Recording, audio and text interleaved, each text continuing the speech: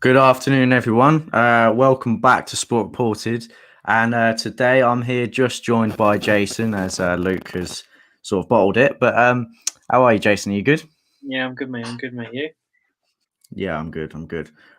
Today, of course, we're going to be back talking about the Euros. And today we're going to be talking about mostly the semi-finals, but we're also going to look back, of course, on what happened in the quarterfinals. Sorry, let me just move that a little bit so I'm not shouting in your ear. So there's quite a few things to cover, obviously, today, but we're going to start, of course, with the thoughts on the England-Ukraine game, which, it was strange because I was really worried about the game coming into it, more so probably than I was for Germany. I don't know why. In the end, we absolutely pulled through. What were your thoughts, Jayson? Yeah, I think it was very comfortable. We played a strong team. It was a team that fans probably wanted in terms of attacking players on the pitch. Obviously, we kept with the pivot, which I think was probably right. Whether it was the right pivot in the two players, I'm not sure. But luckily, neither of them got yellow. I did say, I think before the game, we would stick with the two pivots. So before the game, and then we'll go to 5 and then put 1. But obviously, stuck with the 4. And I think the early goal was massive, absolutely massive. Because I think Ukraine they're set out ready to sit back and try and defend. But Kane breaking the deadlock meant they had to come out of their shell a bit and try and go for something. And then the second half, we just blitzed them. Exactly that, yeah. Yeah, like you said, you hit the nail on the head with the early goal. I think I still think we would have won, but I think we may have been caused more issues had we not scored that early goal. And I know that seems obvious to say, but like you said, Ukraine literally set out to frustrate us, to put 11 men behind the ball and to stop us scoring and hope that they could score something on the counter-attack from set pieces, wherever. Which is, we all knew that was going to be the case, and that was their best chance of winning. So obviously that's why they did it. But conceding that early goal obviously meant that they had to come out and start to play a bit, which played right into our hands. Had that we not got that early goal, maybe it would have been a bit more nervy. But what an early goal it was, by the way. That pass from Sterling was sensational, and he's been our best player this tournament. It was just funny. We were talking about him. I literally did see some people saying he shouldn't even be in the squad because of his performances for Man City, let alone in the team. And now he's literally been by far our most important player this tournament. But yeah, it was solid in the end. It was comfortable. I think Pickford's only save came from Kyle Walker's mistake. So without us, I don't think they ever looked like that. And that's been a bit of a theme, really, isn't it? The only times we've been troubled have been via our own mistakes, which could come back to bite us later on against better teams. But we're in the semi-finals now, so there's only 2 more opportunities for that. So we'll see. Do you think, on the whole, England were really good, or the Ukraine were really bad, or a bit of both, or how much of one and how much of the other? I think I'd say we were good, like 70% good, and obviously they were bad because they didn't execute their game plan. But we came out of the traps. We got the early goal. That's exactly what we need to do. We got Sancho minutes. We got players minutes that haven't played yet in the tournament. We managed to rest players in the second half. It was the perfect quarterfinal for us, really. That was actually one of the most interesting comments from Gareth Southgate's interview. Actually, was that the only thing he was thinking about, he said, was the players who haven't had as many minutes or haven't played as much. To some people, that might come across as I don't want to say a PE teacher mentality, but you know what I mean, in the sense that trying to please everyone. But at the same time, actually, it shows the unity in the squad, because everyone is fighting for the same thing. Whether it be Ben White, who I don't think's got a single minute, has he, since coming to the tournament, or whether it be players like Raheem Sterling who have been pivotal. Every single player has a role, and even if they're not playing a role on the pitch, they play a role in the dressing room, they play a role on the bench, they play a role in training, pushing the other players.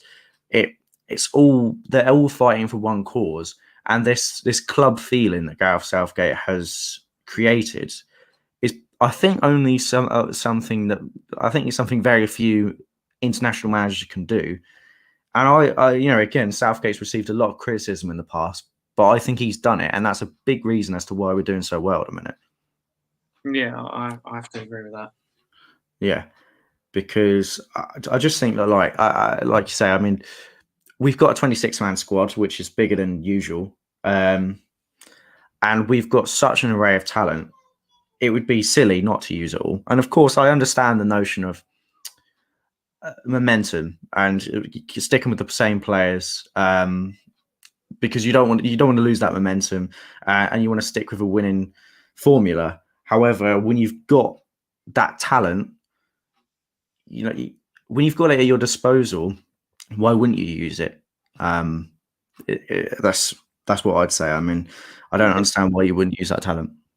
Exactly. It's good to keep fresh legs throughout the whole squad as well, because in case we do get an injury or we do get suspension, we want someone to have that experience of minutes in a major tournament if they can come on and do a job. Exactly. I mean, I don't know exactly how many games we would have played in however many days. Well, it would have been seven games in a month, which isn't loads, but then when you talk about 3 games in 8 days towards the end, yeah, it's getting, and particularly at the end of a long and arduous season. of the games as well. Yeah, exactly. Yeah. So luckily, so far we haven't had to go to extra time or anything like that, and actually you could argue, I mean, obviously Germany was quite late on, but certainly Ukraine, we were allowed to be in cruise control. I say cruise control. We didn't really let them off the hook, but as cruise control was Southgate would allow us to be. So of course we're still going into the semi-final.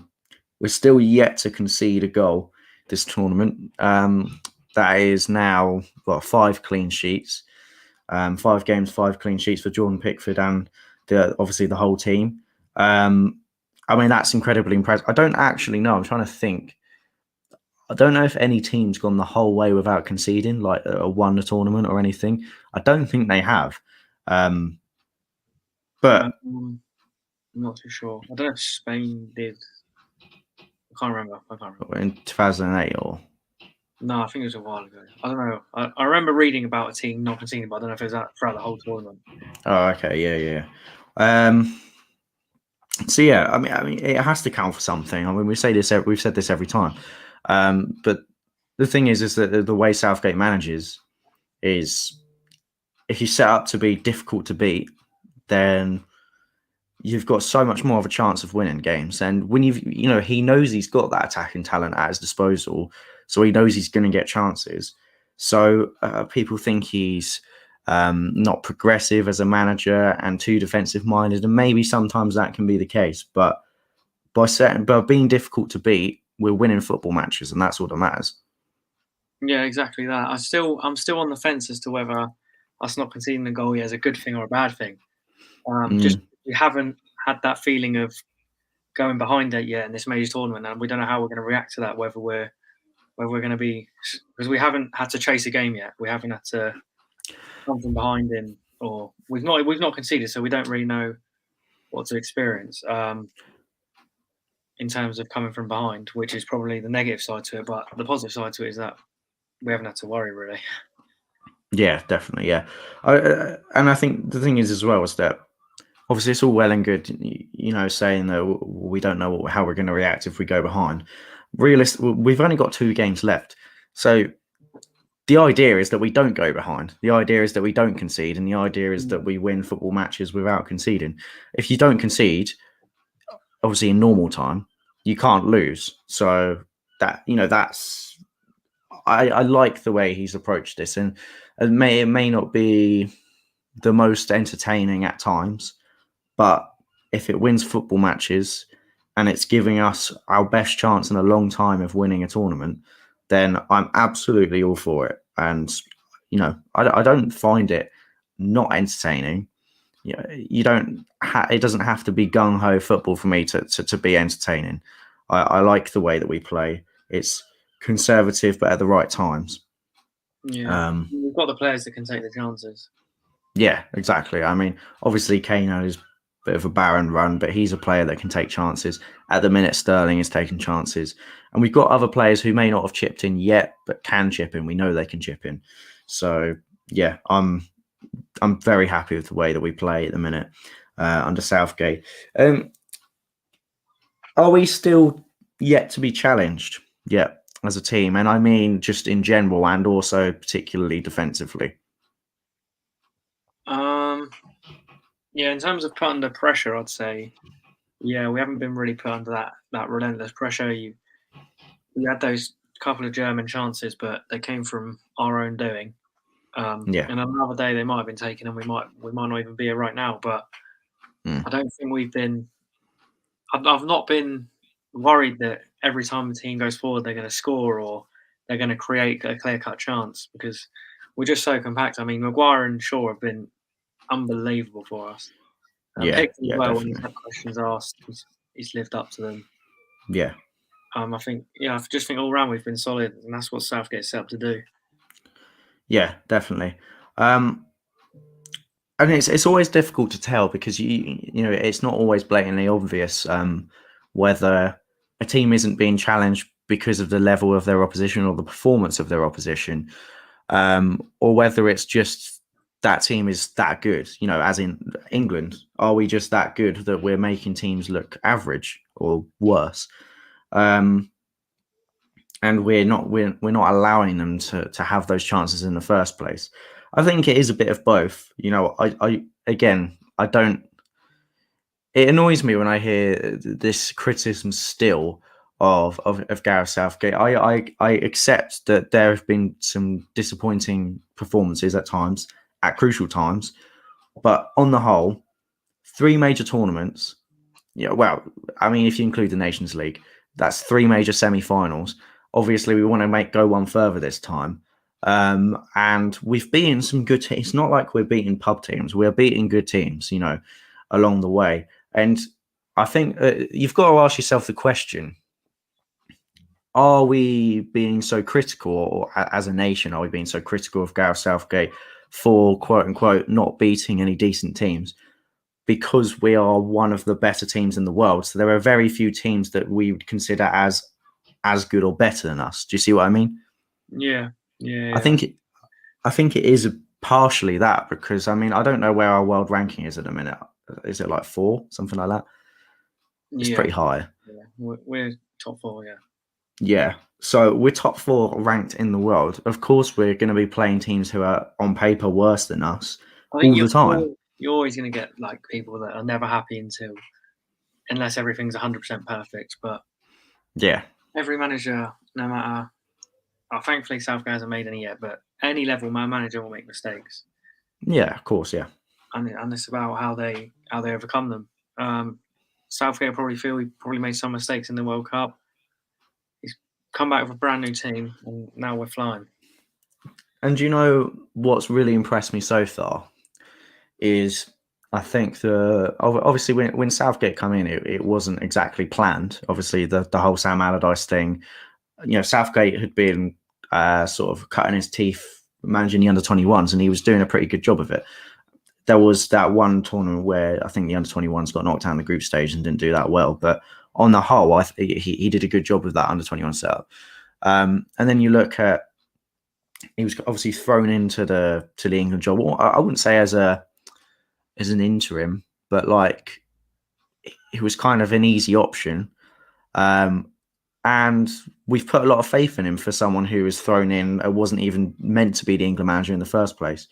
And I just remember, even through those qualifiers, you know, that first qualifying campaign that he had for the 2018 World Cup, it just felt like something was different, even though I'm pretty sure it was Roy Hodgson who had a 100% winning record in one of the qualifying campaigns. Do you remember? Yeah, And everybody was ranting and raving about that, and then we got knocked out by Iceland. I remember there was a time when people were like boycotting watching England games just because they were like bored by the whole like national team. Like he's literally brought the whole nation back He together. is, yeah. That time with Roy Hodgson, and even the beginning of Gareth Southgate, like it, people didn't like international football. You know, it was a majority of people you would ask would say club over country, and it was only the loyalists, as it were. You know, the ones like me who, like, I'm not trying to big myself up as a fan, but I have always like, if the England game has been on, I have always watched it, and since I've been like able to, I have gone to as many England games as I possibly have been able to. That obviously being at home, I do eventually want to go to England away games. But some people just weren't interested in the qualifiers, and I understand that because it's difficult to get excited for England v Lithuania on a Sunday afternoon. Do you know what I mean? But like, it Southgate, like you say, has brought everyone together, and even before the tournament, something just felt a bit different. Just the way the way he approached things, his man management. But what I've really been impressed with is the mentality change, because I feel like 2018. Obviously, it was his first major tournament. I don't want to say he was happy to be there, but you saw, the video I'm on about, the reaction where he's the passion, like, come on, like, exactly. I think that was after beating Sweden in the quarterfinal. And that's all well and good. I love that passion, but now he just beat Germany in the last 16, which is arguably, I don't want to say bigger because the World Cup's bigger than Euros, but you know what I mean. It's still a massive achievement. And what? That's a debate, is it? What? Is the World Cup bigger than the Euros? Who knows? Well, it is, isn't it? The World Cup is bigger than the Euros. I don't know. Is it? Why do you think it's not? No, I'm not really too fussed, but I think that's the biggest tournaments. But there's the argument of all the best teams are in Europe, and you're more likely to play the best teams. I think people are there's only Brazil and or Argentina. I guess I'd say it's probably maybe harder to win the World Cup. No, to win the Euros. Sorry, harder to win the Euros. Yeah, just because you think so. You're more likely to play. A lot more. But you're gonna have to play them at some point. Yeah, and well, maybe not. If Switzerland knock them out on penalties, or well, this is a good point. This is a good point. Yeah, it's difficult, isn't it? It's a debate that's, especially after this tournament, it can be, because even the middle nations of, well, let's say they're not the big, I don't know, however many big teams are in Europe. Like Denmark are in the semis; they're not well known to be one of the big ones. Ukraine were in the quarters. Yeah. Czech Republic as well. Yeah, Czech Republic, Switzerland. It's tournament. I mean, for me, the World Cup will always be the biggest tournament, like in football, just fact. Because, I mean, yes, I get the notion of the best teams come from Europe, and consequently, are more likely to play them. But I feel like just, there are good teams around the world. And whilst, like you say, I can't remember how many of the last winners. Brazil were the last team from outside Europe to win the World Cup in, what was that, 2002 now? So I get your point. I think it's definitely a bigger tournament in terms of, like, it's the world. It's the one everyone, like, everyone. It's the one everyone wants to see. It brings the world together, and I would say, I mean, as a sporting event, I'd probably say it's the biggest sporting event in the world. I was going to say about the Olympics. The thing is with the Olympics is obviously, like, individually the sports are nowhere near as big and the events are nowhere near as big, but as a collective, it's probably almost the same size. Whereas obviously the World Cup is just the World Cup. It's one football tournament, but it is the biggest. It brings everyone together. Yeah, it's all people liking and following the same thing. Whereas in Olympics, you've got so many different sports and so many different people following. I mean, I love the Olympics, but I get what you mean. We've gone off on a bit of a tangent there, but like, I agree. Or rather, my point is that I liked Southgate's new mentality. We've just beaten Germany, and so obviously we've just beaten Ukraine in the quarters. Calm as anything, and in every interview, it's always about the next game. And he's installed that into the players as well. You can tell by the players' interviews; it's exactly the same. And I like that because it's a winning mentality. And even if we don't win, I know we were there to win. It's not we were happy to be at the World Cup semi-finals. I get the impression we were almost happy to be at the World Cup semi-finals, even though we probably should have won that game. Whereas here, we feel like we belong here now, and we feel like we belong winning tournaments, which is exactly the mentality that I want us to have. Well, yes and no, as in a sense of we obviously we're a big nation now, but it almost doesn't feel real. No, it doesn't. It doesn't feel real. I agree, but when you think about the talent we've got, we're undoubtedly one of the bigger. Well, we're one of the biggest nations in the Our world. talent now is outrageous. Yeah, that's what I'm saying. So, like, even though, like, I know what you're saying, because, like, after however many years of hurt now, like, and obviously we haven't even experienced all of that. We were born in, well, I was born in 2000. You were born in the early 2000s. You know, we've experienced. I mean, probably in terms of memory wise, World Cup 2006 onwards. I don't know if you remember that World Cup when we went out on penalties to Portugal. No, I was 4 years old. I remember. I was 5 years old, but I remember it. Yeah, so I mean, well, okay, we didn't make it to Euro 2008, but so World Cup 2010 onwards for you then, and World Cup 2006 onwards for me. We've experienced so many good players, but so many disappointing England teams and disappointing England results. Now we're one of the biggest nations in the world, and we're genuine contenders, which is almost scary. Which is even harder to believe if you think 5 years ago we've been knocked out to Iceland in the last 16. And yeah, and if you look at the players we had on our team then, it's been an incredible run. It has.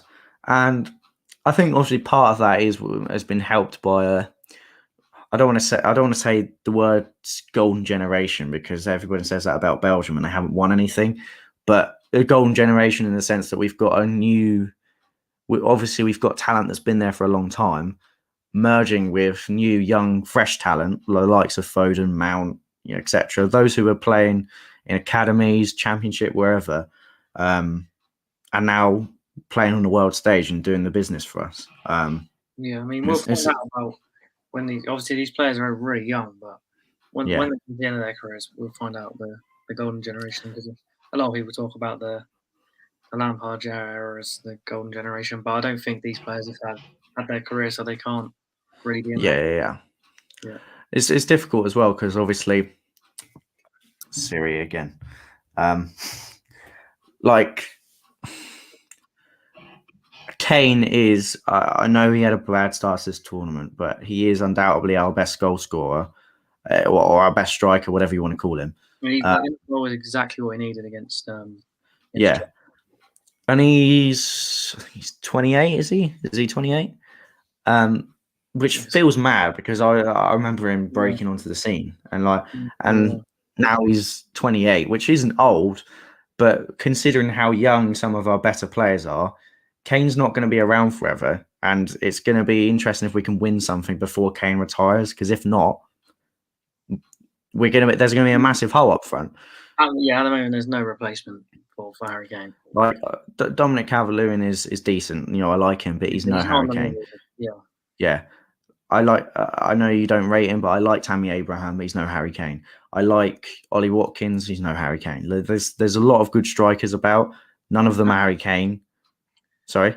Bamford, Ings. It could be Ivan Toney. We just do not know.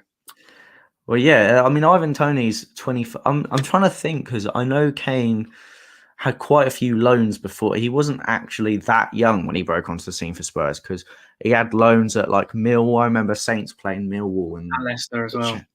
The Championship. It was Millwall, Leicester, Norwich, and Leyton Orient. Obviously, Leyton Orient was probably a bit earlier, but he had a lot of. Sorry, go on. I was just going to go off topic. I actually didn't realise he played in the Watford Leicester game. The I didn't realise that either. Yeah.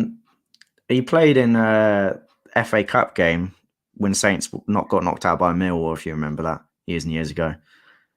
Maybe. We drew at their place and then lost at home. I'm trying to think of who scored for them now. I can see him. But I can't remember his name. But anyway, the point is that he plays in that game, and he was like 18, 19. So there could be another player like that, and it could be like Ivan Toney. Because don't forget, I don't even I hadn't even realised this. Obviously, Ivan Toney started out at Newcastle. He was a Newcastle youngster. I don't know if he was initially there, but he was part of their academy. He had loans, and then he had made a few first team appearances, went away, and I can't remember the first club he went to. It was somewhere in League Two, I think. And then he got his move to Peterborough, and obviously got his move to Brentford, and now he's going to be playing in the Premier League. So it could be Ivan Toney because, I mean, Harry Kane was in his early 20s and Ivan Toney's 24. So, yeah. I mean, we'll see how he does in his first season in the Prem. Yeah, we'll have to see if he cuts it, yeah. Again, we've gone off on a massive tangent. Yeah, I mean, I don't know what you think about Gareth's selection in terms of, obviously, for the game. Do you think it was bold, unnecessary, or... I think it's a bit of both, to be fair. No, I don't know if it was unnecessary because we wanted to set out to win the game, but I still don't think we should have started. I mean, I know they got away with no yellow cards, but the game could have gone a lot differently, and we could have ended up needing to make a last-ditch tackle, if it's Rice or Phillips. I would have probably rested Rice. Yeah, I would have rested one of them, just one. Yeah. Listen, maybe, but yeah. Yeah, just because of the risk, but that's another thing with Southgate. He's not afraid to take risks, and no, he's not. No. But when we got 4-0 up, he took him off. Maybe could have done it at 3, but the last 3 goals came within the space of like 10-15 minutes. They came pretty close together, yeah. And the difficulty is as well is that, if you go 3-0 up, that's all well and good, and if you take them off and we concede 2 quick fire goals, all of a sudden we're in trouble. So, obviously you can say that for any scoreline really, but like, I feel like he probably did them at just about the right time. I agree with you. I mean, I thought, to be honest, I hold my hands up going into the game. I thought, even though I knew he was going to use a double pivot, I didn't think it was necessary because of what happened against Scotland. I thought it held us back against Scotland. And I thought it might do the same here against Ukraine because obviously they're a defensive side. Sorry? It might have been if we hadn't got the early goal. That's a good point. And another point to make as well is that this has actually been the case for majority of our goals. They've come from crosses, like whether it be headers or poking it home from crosses. Those fullback roles and those wide areas have been really, really important to us throughout this tournament. And it may not be the most exciting type of goals that we've scored. We've scored headers from set pieces and stuff like that, but we're getting the goals. So I don't really care, to be honest with you. It could be... Sorry, go on. Win the game from an own goal and it should be the boringest game on Wednesday, but I wouldn't care. I don't care. Yeah, I don't care. Yeah, that's exactly right. So just quick thoughts on how Ukraine were, how they performed during the game on Saturday. I was a bit underwhelmed, I can't lie. Just because of how good they had been in the Sweden game. Yeah, in the Sweden game and in the tournament, really. Obviously, you got to bear in mind they actually only won one of their group games. Yeah, and that was against Macedonia. They ran Netherlands to the wire. That's a good point. Yeah. And Austria, they lost to Austria, didn't they? Yeah. Yeah, obviously Yaremchuk and Yarmolenko have been their 2 best players. Just didn't really get into the game at all. Couldn't really cause a threat offensively, and that's probably a credit to us. Maybe we kept them out of the game. I think we're just too good for them. Yeah, that's it. And as I said to you before, when you've got... It was a little bit of an upset, Ukraine beating Sweden, because Sweden obviously topped their group. Ukraine only won 1 game. I was actually very happy, quietly happy, because obviously I wanted the game to settle, but I feared not feared that we'd lose to Sweden, but I think it would have been... It would have been a much tougher test if we played Sweden. I have no doubt about that. And I'm not saying Ukraine didn't deserve to beat Sweden, because at the end of the day, they got the goals. They deserve to win. You could argue that the red cards, helped them. But they deserve to win at the end of the day. And like you say, I definitely think Sweden would have ran us closer, and maybe that would have been beneficial to us. Maybe we'll actually look back and think we wish Sweden had won the game, because that being run closer would have possibly helped us prepare for the semi-final. Obviously, it's really easy to look back in hindsight at these things. Yeah, the 4-0 gives the whole confidence to everyone. Yeah, that's a good point. Yeah. Yeah, I mean, it's difficult to say about whether I was underwhelmed by Ukraine, really, because coming into this tournament, I expected nothing from Ukraine. You know, I expected them to, I think, finish third. I can't remember if I had them going through. I think I did just have them going through and then losing in the last 16. But it was difficult. It's difficult. Yeah. Sorry, go on. It's difficult because we scored 4 minutes of the first half and within 30 seconds of the second half. So we didn't really get to see them. They never got going in either half. Yeah, they capitulated at 2-0. Yeah. And they just didn't get going, so we didn't really see that fight for them, which was a shame. But a shame for them, but obviously good for us. Their best spell was probably about 20 minutes, half an hour in, where they had quite a lot of the ball. And there was obviously that Walker mistake where I think it was Yaremchuk ran through and goal, and it was a comfortable save for Pickford. Yeah. That was probably their best moment, to be completely honest with you. The only ones, I think. Yeah, exactly. Yeah. And again, like, you know, we should be comfortably beating Ukraine. You know, there's no doubt about that. Ukraine were about as good as we should be making, or rather, we made Ukraine look about as good as we should, which isn't very. Again, they could have tested us more, but I think that's credit to us and credit to the way we played. So let's talk about the other quarterfinal results then. Starting off with Belgium, Italy. I got this one wrong. I thought Belgium were going to beat them narrowly. But Italy, to be fair, I mean, obviously Belgium got that penalty just before half-time. They did okay immediately after half-time. And then I was sort of right towards the end. But other than that, I mean, Italy were comfortable. And I think really the penalty it made it look closer than it was. I think Italy were very good against Belgium. Yeah, Italy was sensational. Yeah. They'd be disappointed if they didn't go all the way as probably we would. But yeah, they've got the real deal in this tournament. Lukaku did miss those 2 chances in the second half of Belgium, which on another day he might have taken. It was good defending as well. Obviously, the big miss for them was Spinazzola getting injured. Yeah. But yeah, they did the real deal. They did the real deal.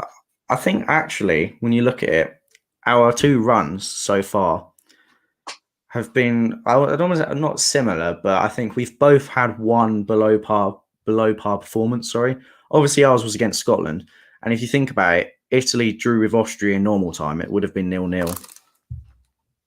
Sorry, it would have been 0-0. Obviously, if it was a group game. So I feel like we've both had one of those performances. Obviously, they got the job done in extra time. Yeah, they both sort of come from patchy areas, really, in terms of we've grown massively in the last few years. I mean, they didn't even qualify for the last World Cup, Italy, and now they're here in the semi-finals of Euros. Mancini's done an unbelievable job. The reason why I would say that I think we should, I don't want to say we, because Italy probably looked more impressive during the tournament, but I still think we should beat Italy, because I think we're in similar places, but I think we're probably a year or 2 ahead. Because obviously, when you think about it, Southgate came in 2016 for that, after that first qualifying game against Slovakia, and he's had the World Cup. Obviously, Mancini came in after they didn't qualify for the World Cup, so he's had that extra couple of years of experience. And I just think, you know, in terms of our talent, even, I mean, the talent maybe isn't necessarily as young as ours, but it's only just started to come to fruition. I mean, players like, we wouldn't have expected players like Spinazzola to be lighting up this tournament, or even, you know, players like Barella, Locatelli. Some of these players aren't even playing for top teams. Locatelli playing for Sassuolo, I think it is, isn't it? So I think we're a couple years ahead, which is why I think we probably have a little bit more of a right to be disappointed had we not won. Do we not win this tournament? Sorry, if that makes sense. I don't know. I see what you mean. I see what you mean in terms of we've probably got a better team on paper, Mm. But I feel like Italy have been better during the tournament, though. I agree. That's why I think it'd be a good final, because Yeah, it could literally go either way. yeah, I think that would definitely be a coin flip game. And like I wouldn't be calling for Southgate's head, and of course I'd be disappointed. I'd be disappointed whenever. If any, no one can call for Southgate's head if we get to the final. No, I don't think so. I think even if we lost to Denmark, I think obviously there'd be more call for it, more cause for it, maybe. But I still wouldn't. You know, I mean, I'm still very much. I don't want to say on a Southgate hype train, but I'm very much behind Southgate. I like the way he manages. I like what he does. I like the results we've been getting. And I don't think one result would necessarily change that. But obviously, we'll talk about the England-Denmark game in a bit. But yeah, I mean, I thought Belgium were very, very below par, considering actually, I mean, you could argue maybe against Portugal, they weren't that great. They just had one fantastic goal. Are they still the world number ones in your eyes? No, not for me. Not for me. Defensively, too poor. I mean, like I said, I still don't understand, though, why Roberto Martinez perseveres with Vermaelen. Like, surely, like, I mean, Denier isn't fantastic, but he's probably better than Vermaelen at this point in time. And like I said, there must be some decent centre backs in the Belgian league, surely, to take over Vermaelen, who's been playing in Japan for 3 years. Do they not have Luca Bacchio? Sorry? Do they not have Luca Bacchio? Or am I thinking of someone else? I don't know who that is. I'm not going to lie. Luca Bacchio. Like, I mean, and Vertonghen's not getting any younger. He's just had a season at Benfica in the Portuguese league. He's a midfielder. Oh, yeah. And who else? Obviously, I don't think they have any defenders coming through, to be fair. No, but that's what I'm saying. Like, surely they've got someone who's okay in the Belgian league, but they're just sticking with experience, and I think that's what's held them back.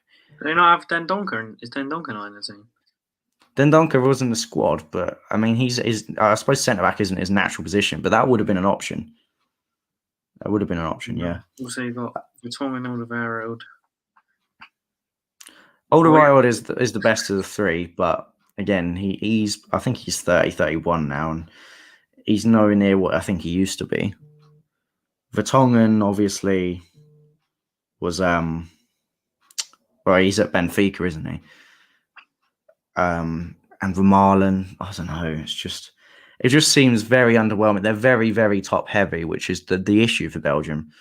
And honestly, I think the World Cup is their absolute last chance saloon if they're going to win something.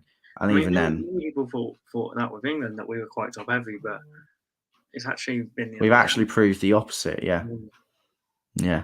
Which is, again, I think credit to Southgate, because he knows our strengths. So we play in a certain way that protects us in a sense that if we play defensively, we're not going to get caught out if we're playing too offensively, if that makes sense. And that's been our issue before.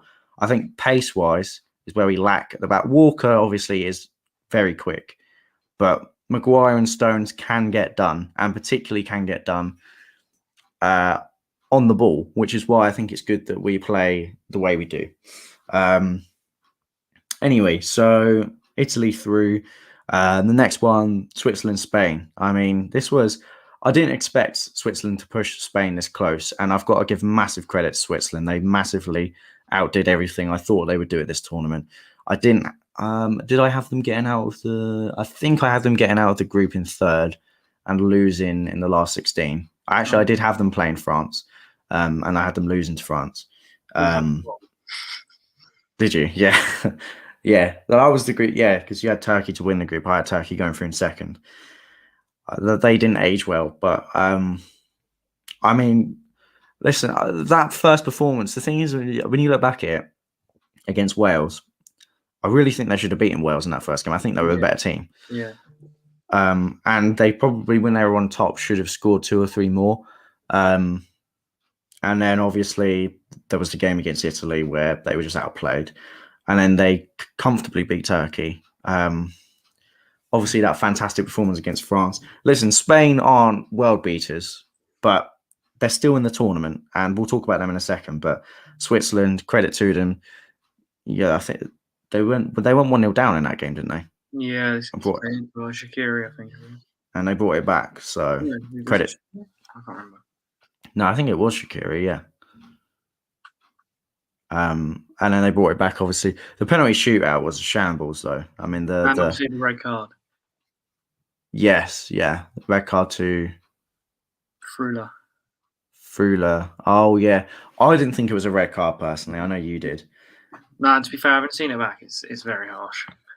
Yeah, I think like the only thing, the difficulty is that with that red card, he slid in. I don't think he slid in off the ball.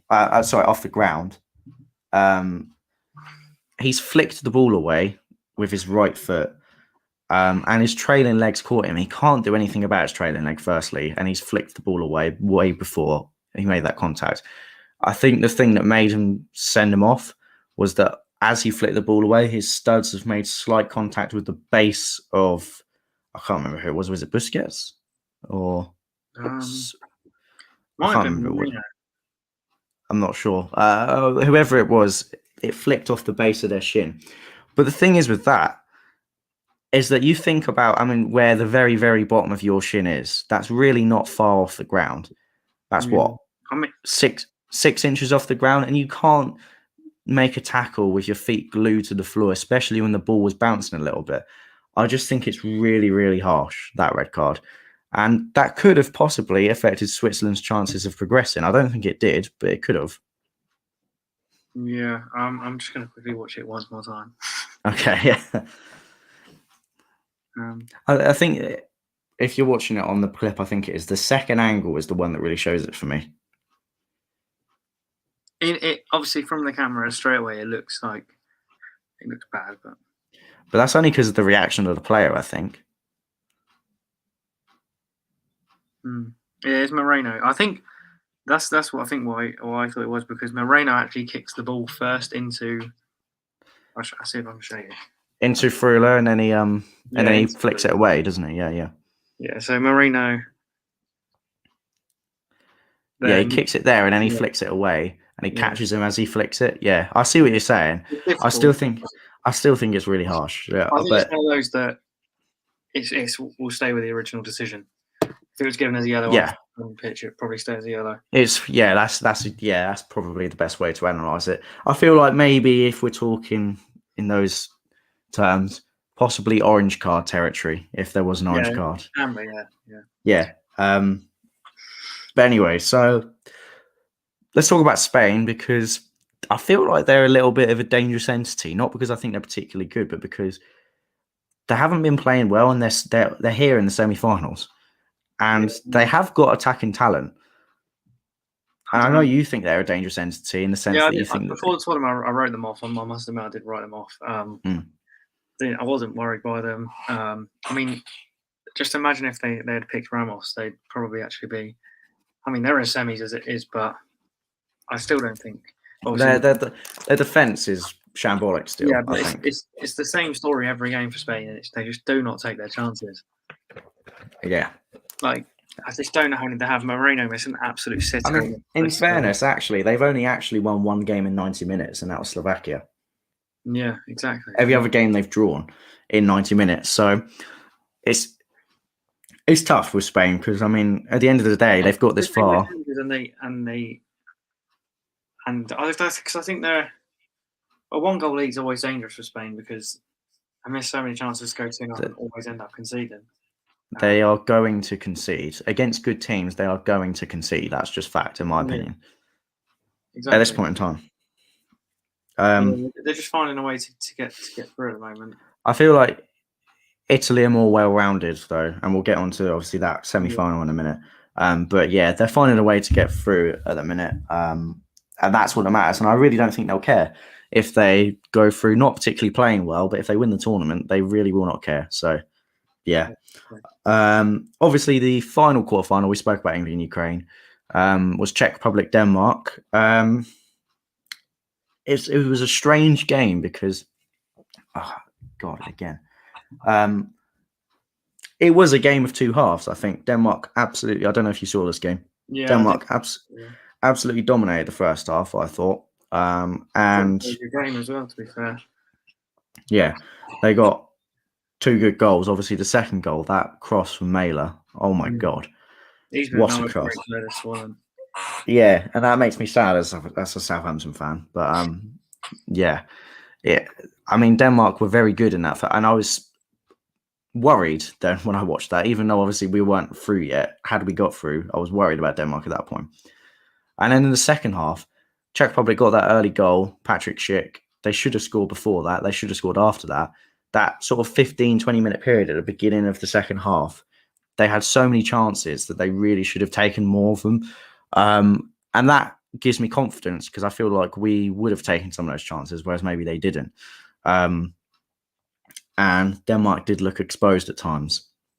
As much as I love him, Vestergaard got exposed a couple times. I also think they'll set out with a whole different game plan. Obviously, we'll speak against about us. Yeah, we'll speak about England and Denmark in a bit. Yeah. And I don't know. Credit to Czech Republic though, because again, they did a lot more than I expected them to do in this tournament. I mean, like I said, I actually had them just getting one singular point against Scotland, and that was it. And they've got to the quarterfinal. They gave Denmark a good game in the end, and credit to them for that. As for Denmark, I mean, they played really well in the first half. They scored two good goals, as I said, and they looked dangerous. And in the second half, I think they realised that Czech Republic were on top, and they did a really, really good job in the last 20, 25 minutes of diffusing the game. I thought they did really because after that, Czech Republic couldn't really get anything going, and that was because of Denmark, the way they played. So if we go behind against Denmark, I think we're in trouble because I think their game management was really good. And to come back the way Denmark have after, I mean, they lost their first two games of the tournament as well, and with what happened in that first game, the fact that they're still fighting, they're still here in the final four is a credit. And that is a credit to them. And if ever you need motivation, I mean, that is it. I mean, obviously, if you're not motivated for Euro semi-final, then I don't know what you're doing. But even just that tiny, you might be supporting one of the final four. that tiny percent more, it can just give you that extra boost for Denmark, and I am slightly concerned about them. But let's talk about the other semi-final first. Of course, Italy, Spain. We've spoken about both teams. Italy, I thought have been the best team this tournament, and have been very well rounded on the whole. Spain have been all at sea at times, but have got the job done somehow by knuckle, by cranny. They've got the job done, so that's all that matters. They're here now. It's 90 minutes, or in Spain's case, probably 120 minutes. But I don't know. What do you think, Jayson? I can't see anything other than an Italy win here, really. Just because of the fact that Spain have been sweeping their way. I can't even speak at the moment. Squeezing their way through, and against lesser opposition, this is their first real, I'd say, test. I wouldn't class Croatia as a massive nation, and I just think Italy will be too strong for them, especially with their defensive frails. And I fully expect Italy to walk them and get to the final. Yeah, I'd probably have to agree. I think there's always the danger that if Italy aren't 100% on it, maybe like they were against Austria, Spain could just by any means necessary get the job done like they have done in the other games. And like you said, they have got attacking talent, and they've proved that they can score goals. They admittedly in 120 minutes, but they scored 5 goals against Croatia. Obviously scored 5 against Slovakia, which is a completely different kettle of fish. But it's tough. I think Spain's only hope, like I said, is Italy playing like they did against Austria, and Spain simply taking their chances. Italy will score. I have no doubt Italy will score against Spain. Spain will have to outscore them. That is Spain's advantage, is that Italy's only poor performance in this tournament has come at Wembley, and the semi-final is at Wembley. Yeah, that is a good point. Yeah, Yeah, definitely. I think 2-0 Italy. I think 2-0. I'll say 3-1 Italy. I think Italy definitely got the beating of Spain, which seems crazy to say because, I mean, we've grown up with a lot of Spanish dominance and Italy being terrible. And now the tides are kind of turning. Spain are almost in that position Italy were in many ways, in that obviously they got to the 2018 World Cup. They were disappointing there, losing to Russia. Very disappointing in the 2014 World Cup, like Italy were in the 2010 World Cup, if anything. So it's strange. But Italy to win 3-1 for me. Of course, now we're going to talk about the big one, England-Denmark at Wembley Stadium. Euro semi-final, 90 minutes away from a major tournament final. The first major tournament final we would have been in since the World Cup 66, am I right? I think we only reached the semi-finals, haven't we? Because we reached Euro 96, we got semi-final, didn't we? I think we got semi-final a couple other times. I'm sure that this is the only time we've been in a major tournament final since 66.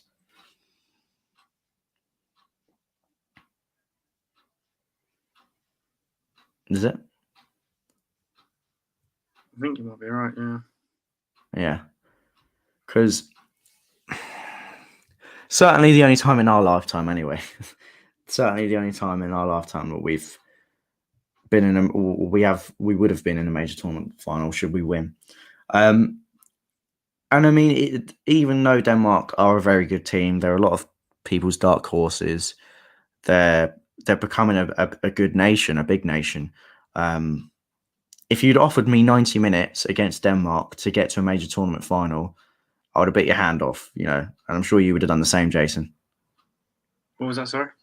If someone offered you at the beginning of any tournament a semi-final against Denmark, 90 minutes to get to your first major tournament final since 66, you'd bite their hands off, wouldn't you? Yeah, I would before the tournament, but now I'm not.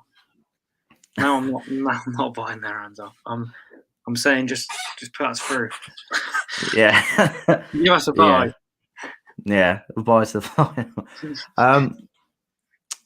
It's obviously a very difficult game to go. I actually think it sounds strange. I actually think this England-Denmark game is a lot more even than the Italy-Spain one. Yeah, I agree. Because obviously on paper you'd think, in terms of like the caliber of nations, Italy, Spain would be closer, but I genuinely think this game is more of a coin flip. I do think we are favourites. I do think we are not comfortable favourites in that I think we'll comfortably win, but I think if I had to do a percentage, I'd probably do 60-40 for England, which I think is probably relatively comfortable in terms of obviously 20% difference. Listen, Denmark have got a good chance. They've got a really good chance. Obviously, they only won one group game. Of course, the tragic events of what happened in the first game.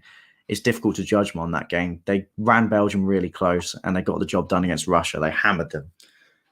Since then, they've been, sensational for the 90 minutes, against Wales. Sensational for, I'd probably say 65 minutes against Czech Republic. There was that period of time after half-time where they were under the cosh a bit. What do you think is the areas that we need to focus on if we're going to beat them? Width. I think width's going to be huge. It's proven to be huge already. Pardon? It's proven to be huge already. This tournament. Yeah, that's our most dangerous outlet, and we've shown that. What was it? Three of our goals on Saturday came from headers. We've got players that want to head the ball. Mm-hmm. Crossing is not the most exciting way of playing football. It's probably quite an old-fashioned way of playing football, but it works for us. I mean, both our goals against Germany came from balls across the box. The Czech Republic one did. I don't care if we play Sean Dyche Brexit ball, as long as we win the game. We've got players on the wing that are willing to take people on and that can beat players. Yeah. It's just who can be on the end of them, and Sterling and Kane have been so far. Yeah, definitely, yeah. I think the way we beat the Danes is simply play the way we have. And I know that sounds obviously easy to say. If we're compact and we're difficult to beat, and I don't want to read too much into the Nations League games. A, because they're Nations League games. B, actually, I forgot this. I actually looked at the team we played when we lost to them. Ainsley Maitland-Niles started that game. Like, that's just gives you an indication of the sort of team that we played. But I like Ainsley Maitland-Niles, by the way. But also, we lost via a pretty contentious penalty at Wembley in that game. I think it was Maguire. I can't remember what it was, but it was. I don't know if it was a penalty, basically. And obviously, the other game we drew 0-0. So to have only lost by a possibly contentious penalty means that there's nothing to separate these two teams. We should be beating them, but we're two pretty evenly matched teams at the minute. And I think there's only going to be one goal in this game. And I think it's going to be coming from England. I think it will come in extra time.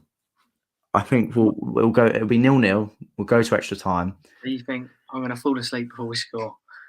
You're going to fall asleep. Yeah. I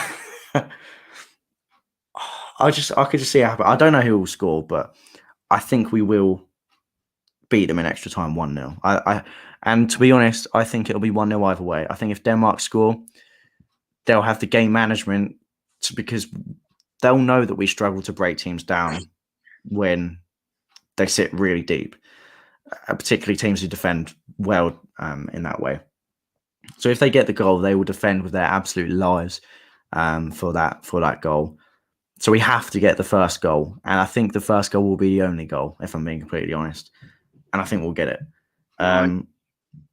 Sorry, go on. I agree that I think if they score first, I don't see us winning the game. Yeah. But yeah, carry on. No. You go. All right. So in terms of where I see this go, there's obviously a lot riding on it. It's a European semi-final, but there will be a lot of things in the back of these players' minds. Not just the players, but Southgate as well. Southgate obviously knows his record so far. His 2 semi-finals, 2 losses.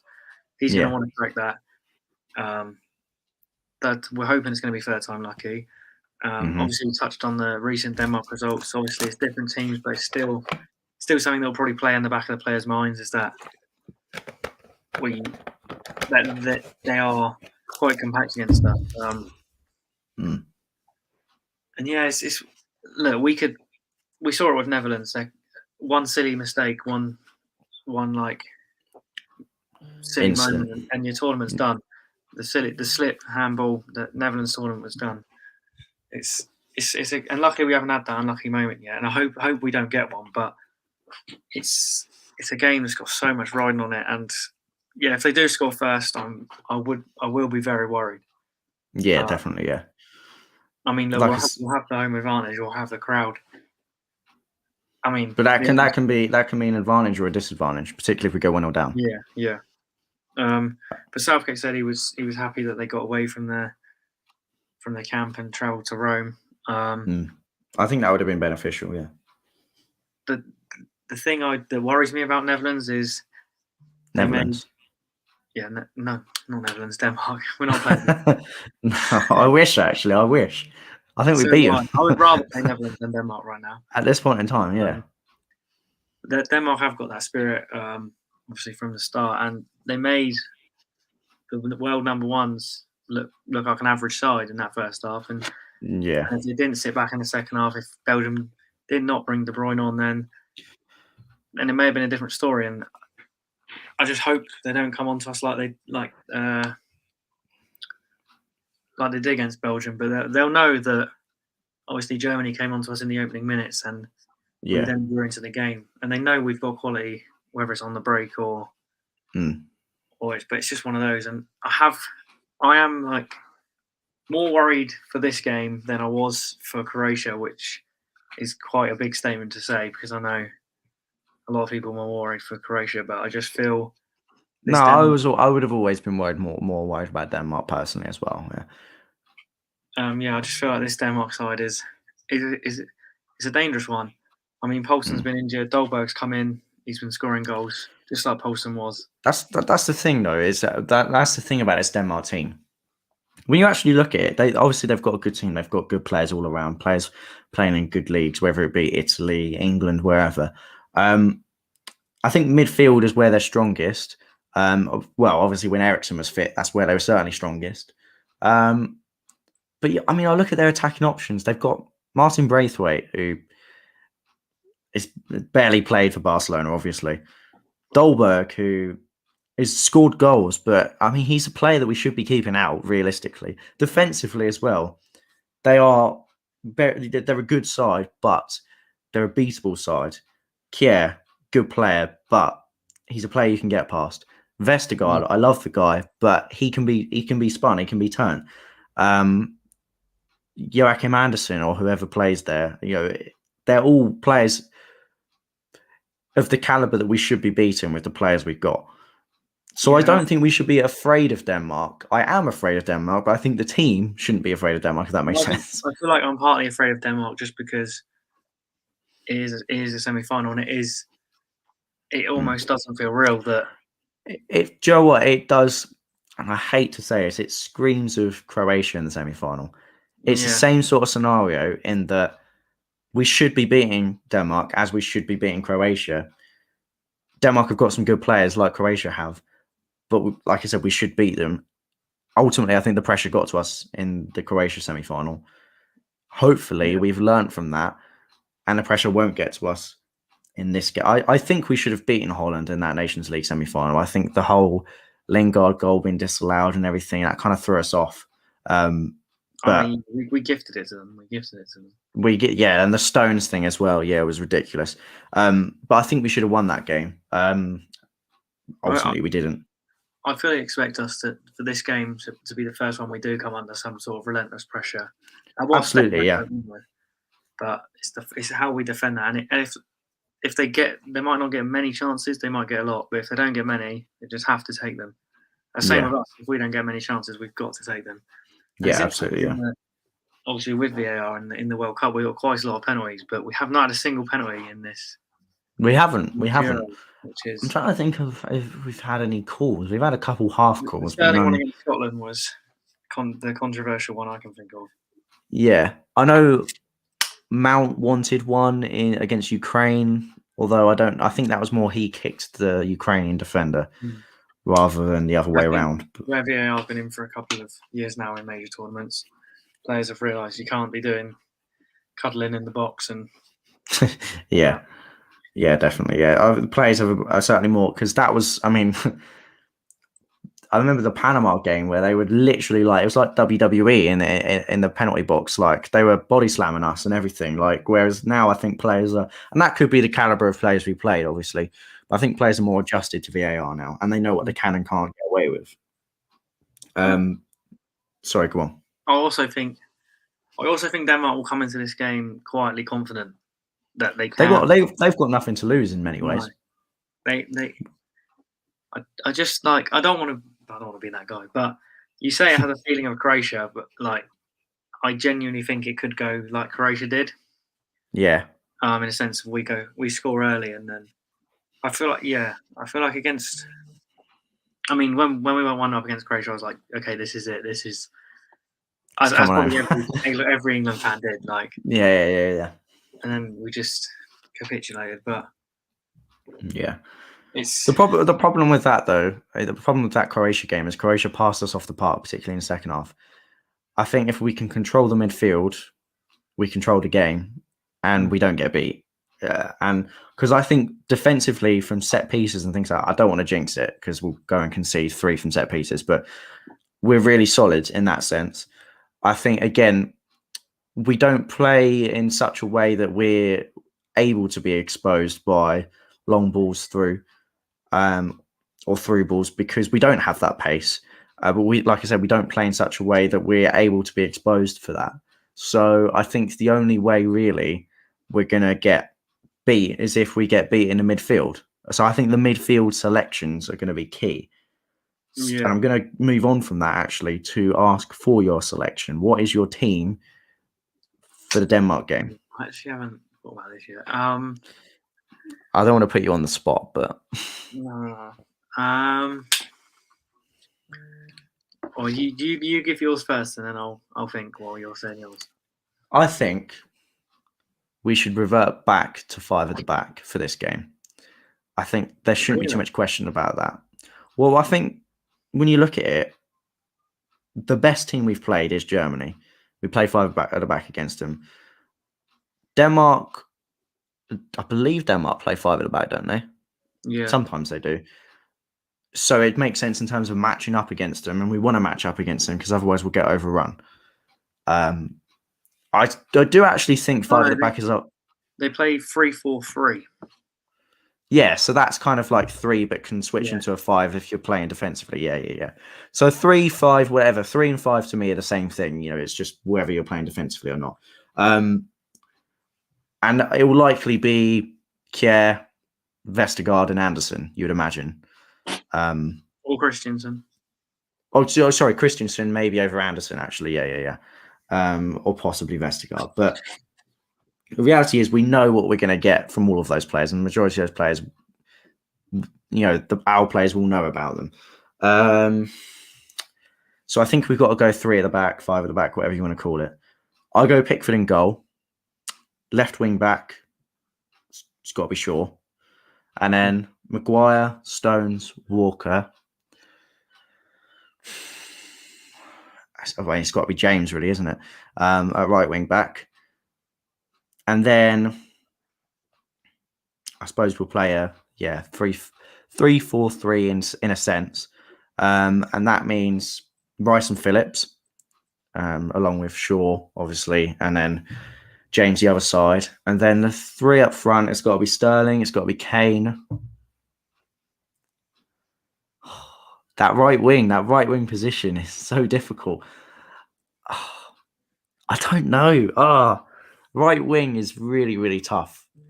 I'm going to say Phil Foden. I don't know. It could be any of them. That's not bad. It could be any of them. I genuinely think we may go for the same 11 as we did against Germany. So maybe Foden is Saka fit? Yeah. Maybe Foden instead of Saka. Yeah. I don't think that's what I've picked, really, isn't it? I'm pretty sure that's what I've picked. Yeah, same 11 as Germany instead of Trippier. Oh, sorry. Yes, I forgot about Trippier. I'd probably play Trippier. I know. Sorry. Yeah, I'd probably play Trippier over James. Okay. Yeah. So, yeah, it's interesting that we both agree we shouldn't start Grealish, but I feel like that impact off the bench is. I mean, I know he didn't play a single minute against Ukraine, but it would be a bold call to start Grealish, but I certainly wouldn't be against it. Oh no, I wouldn't be against it, but I think that impact would be huge, especially if we need it. I think if we're looking like we're struggling to get any chances, I feel like we need to bring him on earlier than 75 minutes, maybe. I feel like an hour mark is where we should bring him on. One thing I do like about Southgate is he makes subs at the right time. He doesn't wait till the 80th or 75th minute. Ralph. Yeah, or whoever manager. Or Strevs. Or like Ole in that cup final, the Europa League final. Yeah. Yeah. He's not afraid to make them in the 60th, 65th minute, which is good. It gives them time to come on and change the game. Yeah, definitely. Yeah. But I do think he's going to follow the pattern of Croatia. What team are you going to go for first? Oh yeah, I'd go for the same lineup against Germany, but maybe Foden in for Saka. Foden for Saka. So same as mine. Literally same as mine then. Yeah, pretty much same as yours. Yeah. And you think it's going to go like Croatia, so you think 2-1 after extra time? After extra time. That's a big call. Yeah. It's such a tough game to call. I said in the last round that I think semi-final. I think they were going to be. It's before they even played Czech Republic. I remember you saying. They come out with a completely different game plan. Yeah, definitely. And that's probably more worrying is the fact that we don't know how they're going to come out. Obviously, they're on the same card. They don't know how we're going to come out. We've played both formations, but they know we're going to come out to try and dominate the ball. Yeah. And like I said, that midfield battle is key. I mean, obviously their midfield will be Delaney. Who else? Delaney. The midfield. Højbjerg and who steps in for Eriksen? Will they play a 3-4-3? Yeah, just Delaney and Højbjerg. Yeah. Either way, that midfield battle. So if it's Delaney as well. So say it's Delaney and Højbjerg against Rice and Phillips. I think that's a really good matchup. That's 4 really, really good players. Yeah, it's difficult, but for me, 1-0 in extra time, England. It's coming home. I really hope we win, but it just does not feel real that it doesn't. No. This Monday, I'm nervous, and the excitement and nerves are building up. It's like you say, it's Monday. The first game's tomorrow night. I feel like as soon as that Spain-Italy game's done, the nerves will be skyrocketed because we'll know who we might play if we get through. Especially if Spain win as well. If Spain win, that is a huge opportunity, massive opportunity. Yeah. You think if someone gave us Denmark and Spain to win a major tournament at this point in time, I would. Oh yeah, it's massive. I can't say what I would say, but yeah. It's tough to say, but like you say, I think the nerves will definitely kick in once that Spain-Italy game's sort of gone through. I have no worries if we play our football because I know exactly we have the ability to beat them. Mm-hmm. So I don't know whether we have the I don't know. Mentality. Yeah. But I feel like you say, 3 years ago, had we played this same game 3 years ago with Denmark being in the same sort of position, I think we would have lost. Yeah. I think now, like I said before earlier about mentality, our mentality's changed. It's a lot better now. I must have. You must have. I don't know. Oh, I'll get in a minute. I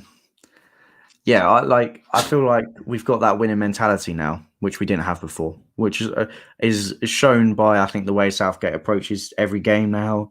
It's one game at a time. It's we never get excited with anything. We just beat Germany at Wembley in a major tournament, and he didn't look bothered. That's good. I like that because it means that we've got that winning mentality, which we didn't have before, and that could prove pivotal. But yeah, any final thoughts, Jace? Yeah, that's it. I think you've hit the nail on the head there, really. I don't know. It's just I don't really know what to expect because it's one of those that we're not going to get a second chance at this at Denmark. It's a one game thing. I just hope we get it right. I mean, I've got full faith in Southgate. They will get it right because he's got everything right so far in this tournament. But it's just typical England nerves. That's what it is. Yeah, definitely. Yeah, I've got one more question for you actually that I've just come up with. If we lose, are you Southgate out or Southgate in? Oh, I'm Southgate in, 100%. You can't. He's our second most successful manager. Yeah. I agree. I agree completely. I know there will be some people who say if we don't beat Denmark, they're Southgate out.